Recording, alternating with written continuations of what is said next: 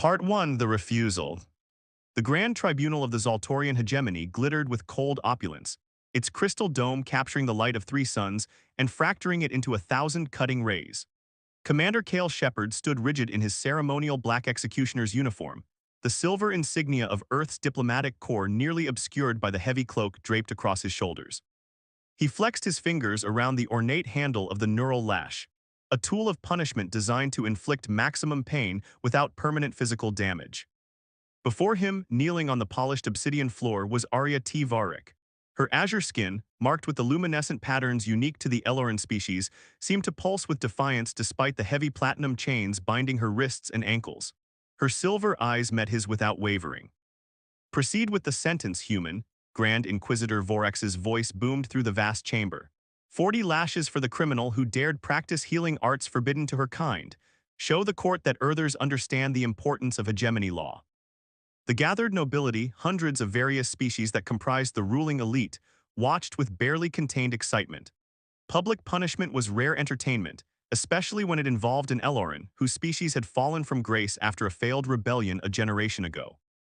Cale raised the lash, his protocol training kicking in automatically. He was here as Earth's representative, fulfilling a diplomatic obligation.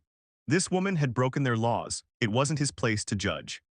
Yet when Arya spoke, her melodic voice carried clearly through the hushed chamber. "I saved children dying from the Red Plague," she said, not to the court but directly to him. 27 children who would have died because hegemony doctors refused to treat the poor district. I would do it again. Cale's arm froze midair. In her eyes he saw not fear but resolve, the same resolve he'd once had before, years serving an empire he'd grown to despise. Something invisible and profound passed between them in that moment. "The sentence will be carried out," Vorax hissed, "or diplomatic relations with Earth will suffer." Time seemed to slow as Cale made his decision. With deliberate care, he gripped the neural lash with both hands and with a sharp crack broke it over his knee. The sound echoed like thunder through the suddenly silent chamber. "No," Cale said simply. Gasps rippled through the assembly, the Grand Inquisitor's face contorted with rage. "Guards, arrest the human traitor." Cale moved with practiced efficiency, drawing the concealed plasma blade from his boot. 2 quick slashes severed Arya's chains. He pulled her to her feet as guards rushed forward. "Can you run?" he asked, already knowing from the determined set of her jaw what the answer would be. "Lead the way," she answered, snatching up the broken chain as a makeshift weapon. What followed was chaos. Cale cut down the first wave of guards with precision strikes, non-lethal but effective. Arya proved herself no helpless victim, wielding her chains with surprising skill, disarming one guard and using his stun baton to drop another. They fought their way to a service corridor, alarms blaring throughout the complex. Cale's mind raced through evacuation protocols and ship locations. "Why?" Arya asked as they paused at a junction, her breathing heavy but controlled. "You've just made yourself an enemy of the hegemony." Cale met her gaze again, seeing something he hadn't noticed before, tiny flecks of gold in those silver eyes, like stars in an alien sky. "Because some things matter more than protocol," he replied. "I've watched too long, followed orders too blindly. Maybe it was time someone remembered what justice actually looks like." A ghost of a smile touched her lips. "Then we better not waste your moment of moral clarity by getting captured." They heard the heavy footfalls of enforcement droids approaching. "There's a diplomatic shuttle in Hangar Delta," Cale said, "if we can reach it." "We'll have to go through the Grand Plaza," Arya finished his thought. "It will be heavily guarded." Cale nodded grimly. "Then we'll need a diversion." As they prepared to make their desperate run through the heart of the hegemony capital, Cale realized he had crossed a line from which there was no return. Yet looking at the woman beside him, her determination matching his own, he felt something he hadn't experienced in years, the certainty that he was, at last, doing something right. Together, they plunged toward freedom or death, the first step of a journey that would take them across the stars. The underbelly of Zoltar Prime was a maze of twisting alleys and forgotten passages, a stark contrast to the gleaming spires above. Cale and Arya moved like shadows through the labyrinthine depths, the sounds of pursuit echoing distantly behind them. "The diplomatic shuttle is compromised," Cale muttered, checking the holographic map projected from his wrist device. "They'll have locked down all official transport by now." Arya pressed herself against a corroded wall as a patrol skimmer buzzed overhead, its searchlights cutting through the perpetual twilight of the lower city. Her ceremonial prisoner's garb had been discarded for a scavenged cloak, but her distinctive azure skin would instantly mark her to any observer. "There's a smuggler's port in Sector 9, she whispered once the skimmer passed. "The hegemony turns a blind eye to it. Too many officials receive bribes to shut it down." Kale gave her an appraising look. "You seem to know a lot about criminal infrastructure for a healer." A wry smile crossed her face. "How do you think I got medical supplies past the restrictions?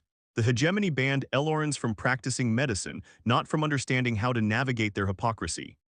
They continued through the shadows, the city growing more chaotic around them. Alien species of all varieties conducted business in hushed tones, most averting their eyes from the pair. A human and an Eloran were an unusual sight, but in this part of the city, unusual meant dangerous. "Why were you chosen as executioner?" Arya asked suddenly as they paused in an abandoned storage unit to rest. "Humans aren't typically part of hegemony punishment rituals." Kale's expression darkened. "Earth's new treaty. We provide security specialists to the hegemony in exchange for trade routes. I was, an example, the obedient human enforcer proving Earth's commitment." He laughed bitterly. "So much for that career path." "You sacrificed everything for a stranger," Arya said softly. "Why?" Their eyes met in the dimness. "Because 27 children are alive because of you, because I've spent 5 years watching the hegemony's idea of justice and I couldn't be part of it anymore." He paused. "What about you? You knew the punishment for practicing medicine." "I was treating plague victims in the Southern District, children whose parents couldn't afford hegemony care." Her voice grew tight. "I couldn't watch them die when I had the knowledge to save them. One of the parents must have reported me, hoping for a reward." A distant explosion rocked the building, dust falling from the ceiling. "They're searching district by district," Kale said grimly. "We need to move." They slipped back into the maze of passages, now moving with greater urgency. Twice they barely avoided hegemony patrols, and once Kale was forced to silently incapacitate a guard who spotted them, dragging the unconscious body into a waste disposal chute. The smuggler's port, when they finally reached it, was hidden beneath an enormous processing plant, the constant drone of machinery masking the illegal activities below. A Vexian trader, reptilian with shifting chromatic scales, blocked their path to the docks. "Passage costs especially for fugitives," the smuggler hissed, multifaceted eyes glinting with avarice. "I can pay," Kale said, removing a platinum chain from his uniform, a diplomatic identifier worth a small fortune. The smuggler's scales rippled with interest but then flattened in alarm. "An Eloran and a human with hegemony insignia, too risky." "She can help your crew," Kale pressed, noticing the smuggler's uneven breathing and discolored scales along one side. "She's a healer. Your lung infection, she can treat it." The smuggler's eyes widened in surprise before narrowing suspiciously. "Elorans are forbidden to practice healing arts." "Which is why you won't report us," Arya replied calmly. "I can smell the Urian spore infection from here. Without treatment, you have perhaps 2 standard months before your respiratory system fails. I can cure it." After a tense moment, the smuggler nodded sharply. "The void whisper leaves in 20 minutes, treatment first, then departure." As Arya treated the smuggler in his quarters, Kale kept watch at the viewport. The port was suddenly alive with activity. Word of the reward for their capture had spread. "We need to go," he urged when she finished. "Now." They barely made it to the Void Whisper, a battered but surprisingly well-maintained smuggling vessel. As the ship rumbled to life, hegemony enforcers burst through the port's main entrance. "Hold on," the pilot shouted as the ship lurched upward, emergency thrusters firing at dangerous capacity. Arya was thrown against Kale, his arms instinctively wrapping around her. For a moment they stayed locked together, the warmth of contact unfamiliar yet somehow right. Her silver eyes met his, something unspoken passing between them. Then the ship punched through atmosphere, artificial gravity engaged, and they separated, suddenly aware of the crew watching them. "Where to?" the cured smuggler asked, scales now healthy and vibrant. Kale and Arya exchanged glances, the reality of their situation sinking in. They were now fugitives with no destination, no plan beyond the immediate escape. "Somewhere beyond hegemony space," Kale finally said. As the stars streaked around them, Arya's hand found his in the darkness of the ship's hold. Neither spoke, but their fingers intertwined, 2 rebels bound together by a single act of defiance and an uncertain future among the stars. The mining colony of Taraxis hung in space like a tarnished silver coin, its surface scarred by extraction sites and industrial complexes. It existed in the gray zone between territories, technically within hegemony jurisdiction but far enough from central authority that regulations were treated more as suggestions. For 3 weeks, Kale and Arya had made this desolate outpost their temporary sanctuary. The Void Whisper had left them here with supplies, information, and the smuggler's grudging promise of silence bought with the last of Kale's valuable insignia. They had secured modest quarters in the laborer sector, where Arya's medical skills quickly earned them protection from the colony's unofficial leaders, the mining guild chiefs who held more real power than any hegemony administrator. Kale finished his inspection of the perimeter sensors he'd installed around their small habitat unit and stepped inside to find Arya treating a young miner with plasma burns across his arms. "There," she said softly, applying a regenerative compound to the worker's wounds. "Keep it covered for 2 cycles, then return for a final treatment." The miner, barely into adulthood, looked at her with undisguised awe. "The pain's already gone. The company medic said I'd be out of work for a month." "Well, you'll be back in the tunnels in 3 days," Arya replied with a gentle smile that faded as the door closed behind her grateful patient. "Another preventable injury. Their equipment is criminally outdated." Kale secured the door and ran a scanner for surveillance devices, a ritual he performed several times daily. "You've treated 43 miners in 3 weeks. The guild chiefs are impressed." They shouldn't be. Basic medicine shouldn't be a luxury. Arya began cleaning her instruments, her movements precise and practiced. "Any news from your contacts?" During their weeks on Taraxis, Kale had cautiously reached out to former colleagues who might still be trustworthy. The responses had been scarce and guarded. Nothing definitive, but rumors that the bounty on us has tripled. He moved to help her organize supplies, a domestic rhythm they'd fallen into naturally. The hegemony doesn't typically invest so many resources for a simple case of disobedience. Arya's hands stilled. It's not simple disobedience they're concerned about. She turned to face him, their proximity in the small space suddenly intimate. "There's something I haven't told you." Before she could continue, their security alert chimed, someone approaching their door. Kale motioned her to silence and checked the monitor. It was Drav, the chief mining engineer and their primary ally on the colony. "Trouble," the burly Cerelian rumbled when Kale admitted him, his granite-like skin glistening with nervous sweat. "Bounty hunters docked an hour ago. Professional trackers with hegemony clearance. They're searching sector by sector." Kale's mind raced through contingencies he'd prepared. "How long?" "Hours at most. They've started with the administrative section, but they'll reach the labor quarters by nightfall." Drav handed him a data chip. "Access codes to maintenance shaft D17. It leads to an emergency shuttle bay. Not much range, but enough to reach the outer belt. My cousin operates a refueling station there. He'll help." Arya touched the Cerelian's arm, leaving a glowing handprint that slowly absorbed into his stone-like skin. "Thank you, Drav. Your respiratory condition. The treatment should take full effect within a week." The engineer nodded gruffly, emotion briefly cracking his stony features. "Just survive. These mines need a real healer." After he left, they packed with practiced efficiency only essentials and the medical supplies Arya refused to leave behind. As they worked, Kale felt a growing tension between them, the unfinished conversation hanging in the recycled air. "What were you going to tell me?" he asked as they prepared to leave. Arya hesitated, then shook her head. "Later, when we're safe." The maintenance tunnel was cramped and humid, designed for the smaller maintenance drones rather than humanoid passage. They moved as quickly as the narrow confines allowed, the distant sounds of the colony's industrial heart throbbing through the metal walls. They were halfway to the emergency bay when alarms began blaring throughout the station. "They've found our quarters," Kale muttered. Someone talked. They increased their pace, no longer concerned with stealth. The emergency shuttle bay was just ahead when the tunnel trembled with an explosion from somewhere in the colony. A diversion, Arya realized. "The miners are giving us cover." The shuttle bay was eerily quiet when they arrived, the small vessel waiting like a promise of freedom. Kale was inputting the launch sequence when the bay doors slid open, revealing 3 armored figures, bounty hunters with weapons drawn. "Surrender now," their leader commanded, voice distorted through a tactical helmet, "and your deaths will be quick." Kale positioned himself in front of Arya. "Get to the shuttle," he murmured. "I'll hold them." "Not without you," she responded, and before he could stop her, she hurled one of her medical canisters toward the hunters. It burst in a cloud of sedative gas, temporarily disorienting them. In the confusion, Kale attacked, years of combat training making his movements precise and lethal.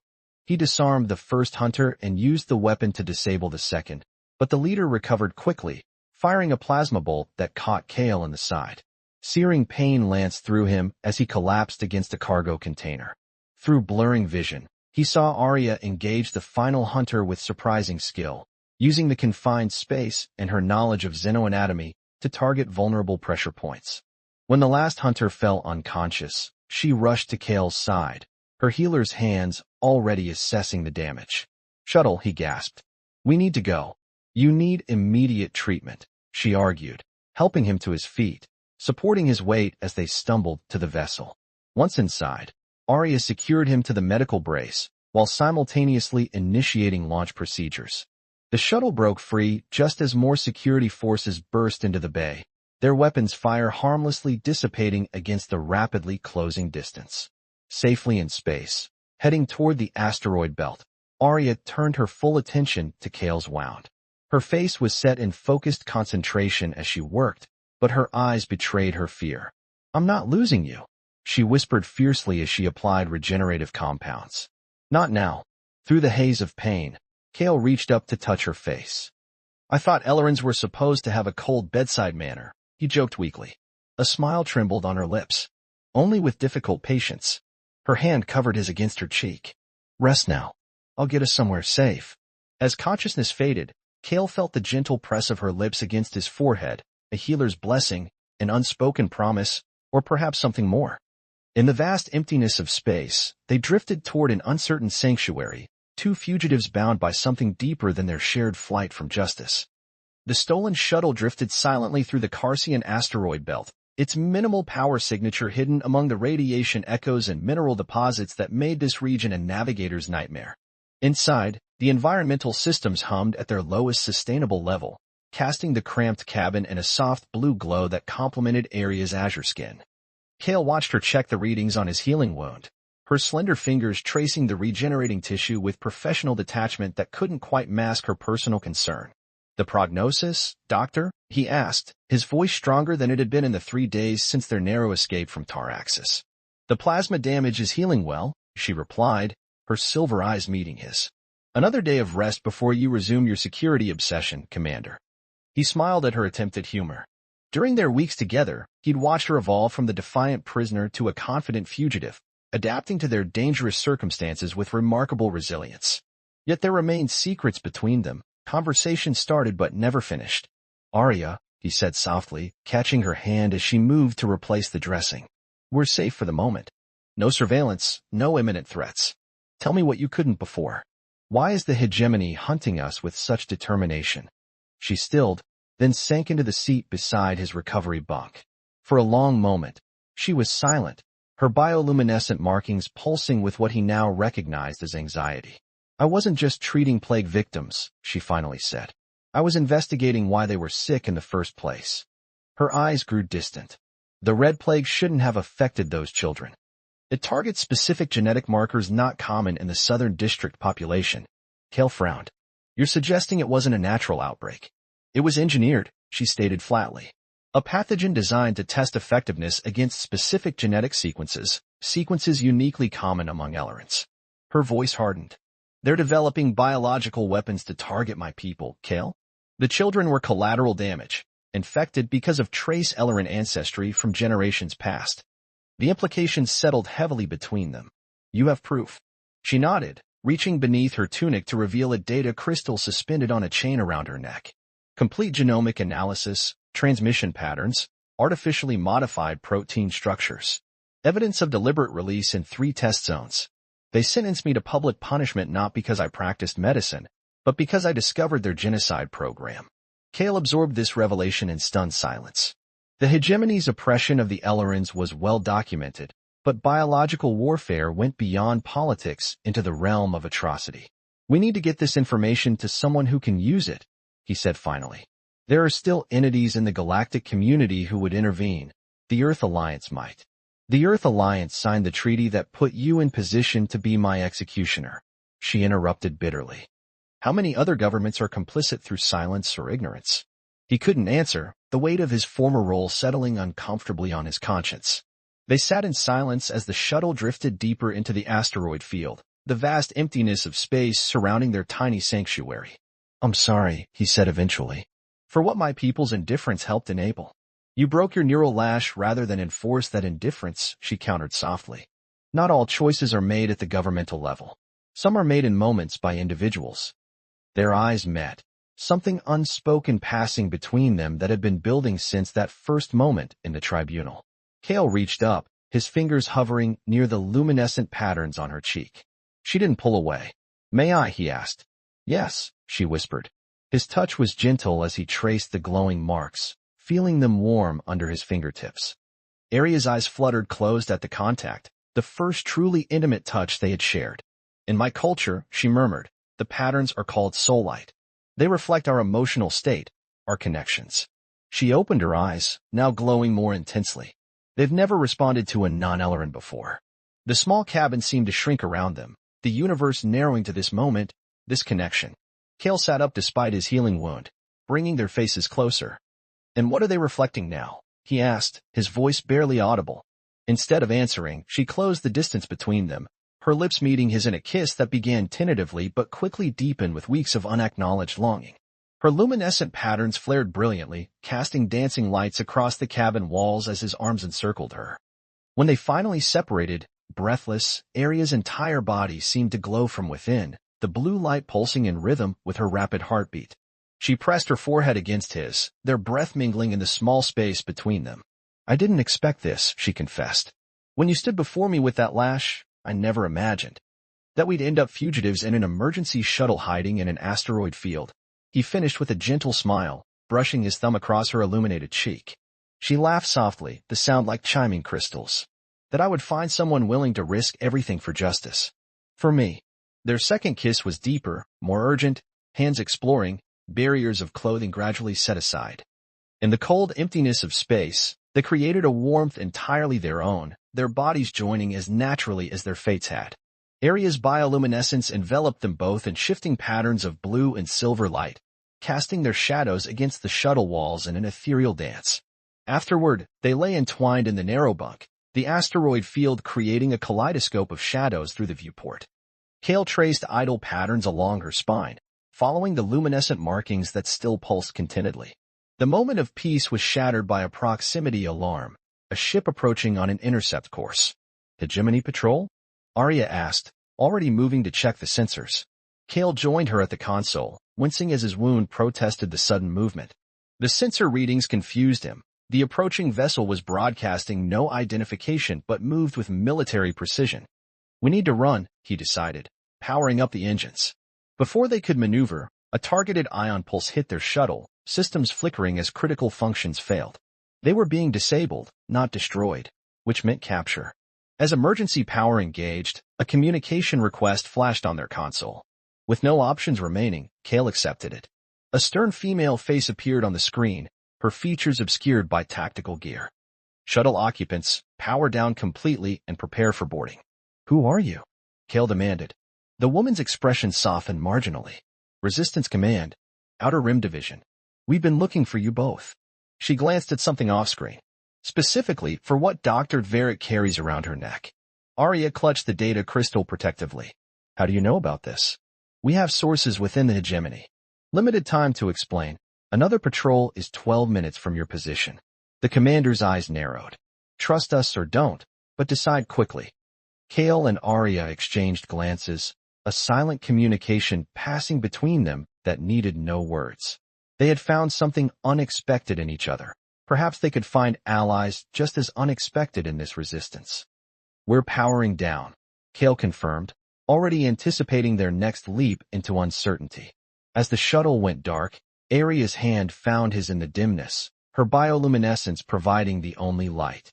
Whatever awaited them aboard the resistance vessel, they would face it together, two unlikely rebels whose defiance had transformed into something far more powerful than either had anticipated.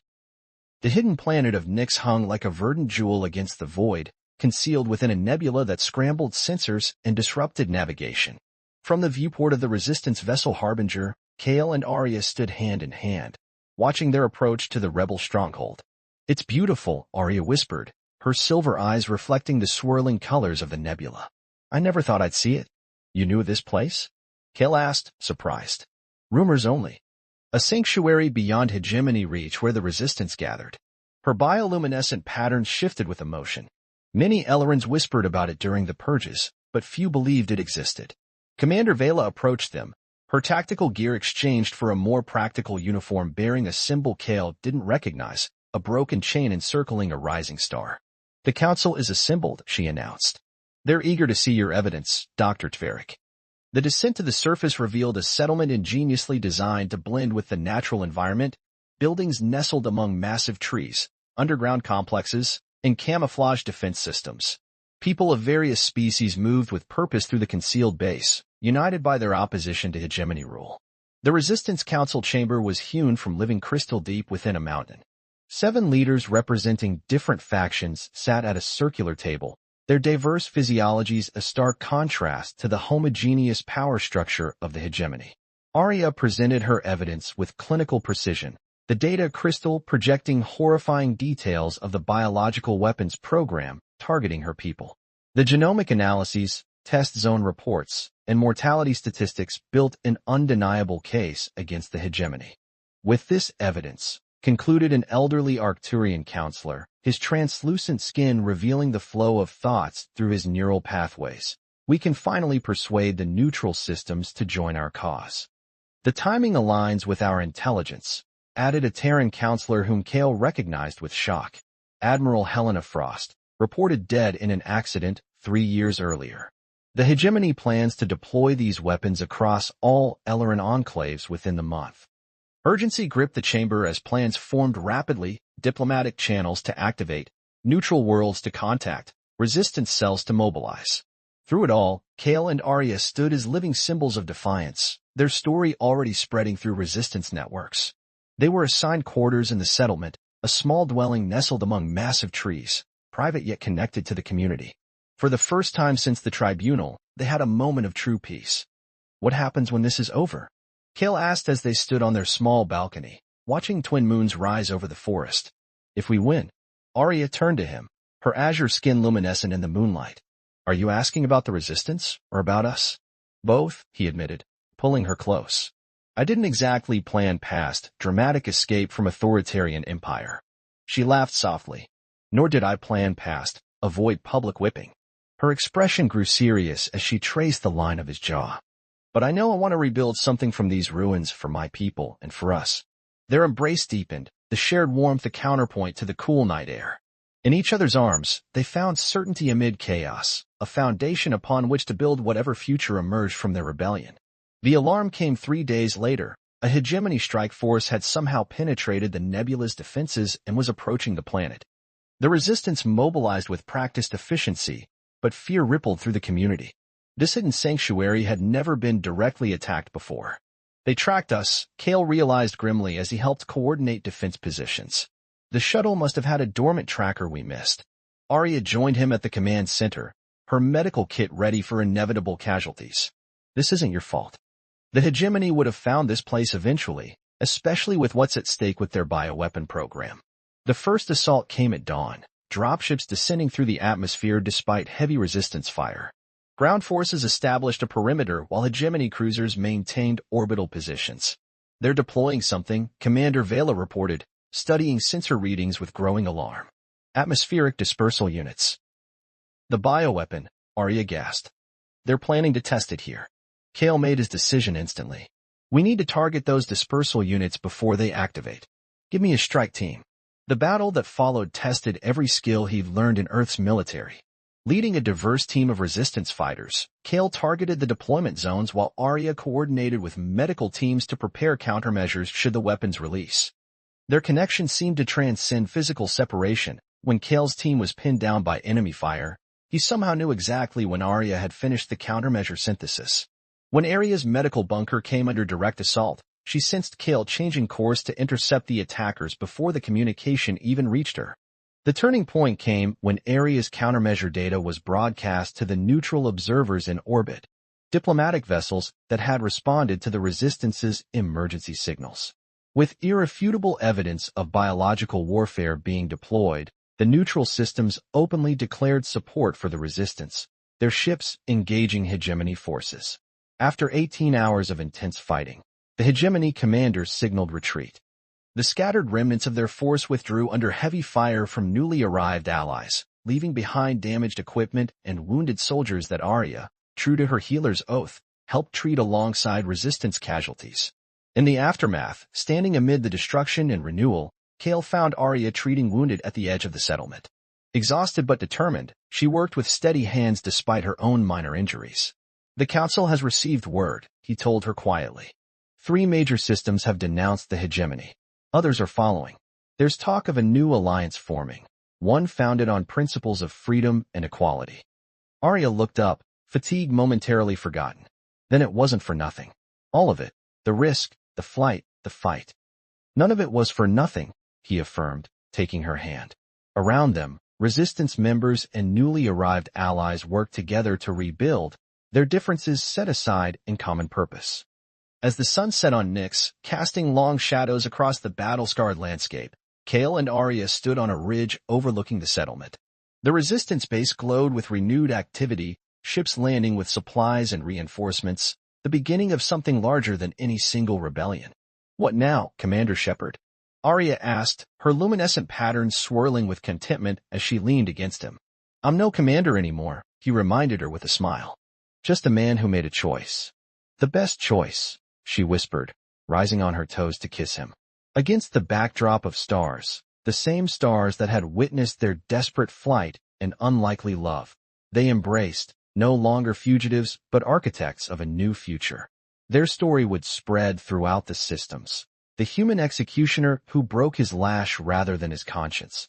The Ellerin healer who turned survival into salvation for her people. Their defiance became legend, their love a symbol of possibility in a universe where freedom remained worth fighting for. But in that moment, on a hidden planet at the edge of known space, they were simply Kale and Arya, 2 souls who had found each other across the stars, whose rebellion against cruelty had forged a bond stronger than chains, more enduring than empire. As limitless as the cosmos surrounding them.